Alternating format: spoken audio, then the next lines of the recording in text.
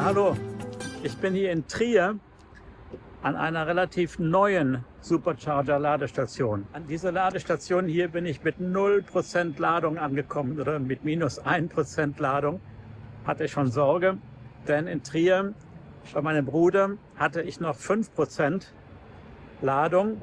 Ich habe eine Stunde war ich in einer Besprechung und als ich dann zurück ins Auto kam, um hier zu laden, sah ich, dass der Ladestand bei 0% war und ich mit minus 2% hier in diesem Supercharger ankommen würde. Interessant, also es hat mir erstmal einen Schreck gegeben. Aber ich hatte ja gehört, es gibt immer noch eine kleine Reserve in der Batterie. Und was mich sehr beruhigt hat, ist, dass die Leistung gar nicht reduziert war. Denn sonst, wenn man nicht mehr so viel Leistung hat oder fast nichts mehr in der Batterie hat, dann würden diese gelben Strichelchen erscheinen oder man könnte gar nicht mehr richtig beschleunigen. Also der Wagen hat sich eigentlich normal verhalten. Meine Vermutung ist, dass die Kalibrierung nicht richtig war. Was meint ihr denn? Also vielleicht könnt ihr in den Kommentaren unten schreiben, wenn ihr Erfahrungen habt darüber, warum war auf einmal innerhalb von einer Stunde der Ladestand von 6% auf 0% gesunken, als der Wagen stand. Vielleicht musste die Batterie gekühlt werden. Es ist ja ein relativ warmer Tag, so mit 30 Grad. Und warum war die Leistung nicht eingeschränkt, zumindest nicht sichtbar auf diesem Verbrauchsmesser, obwohl der Ladestand laut Anzeige bei 0% war? Das interessiert mich.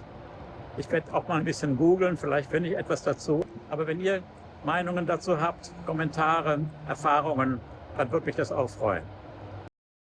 Ich bin hier in Trier an einer relativ neuen Supercharger-Ladestation. Das füllt eine große Lücke, denn davor gab es wirklich hier nicht viel an Lademöglichkeiten. In Saarbrücken, in Wittlich, alles ein bisschen weiter weg. Und jetzt hier in der Nähe vom Verteilerkreis, kurz vor der Innenstadt, gar nicht weit weg.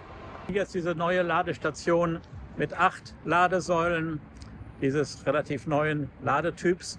Hier ist auf dem Parkplatz eines großen Einkaufszentrums. Das ist praktisch.